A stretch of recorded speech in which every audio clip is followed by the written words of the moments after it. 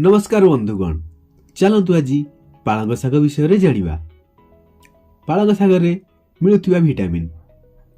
पालंग रे vitamin A, vitamin C, vitamin K, iron, folate और potassium परि पोषक तत्व भरपूर मात्रा रे रहिछि। पालंग शाग खाइबा द्वारा हमर कोन लाभ होइथाय? पालंग शाग को खाइबा द्वारा एथिरे थिबा पोटासियम शरीर में बढ़ुथिबा सोडियम मात्रा को कम करे और रक्त वाहिका को सुस्थ कर रखे, जहा फल हाई ब्लड प्रेशर समस्या मुक्ति मिले।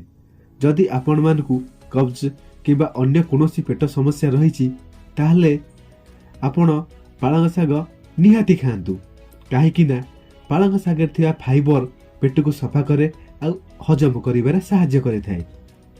सकाळे खाली पेटरे 4टी कि 5टी पालंग पत्र चोबाई खाई पानी पीले बाल समस्या मुक्ति मिलता है। से पालंग को सेवन करंतु और अन्य मानकु सेवन करिया पई भी कहंतु। नमस्कार।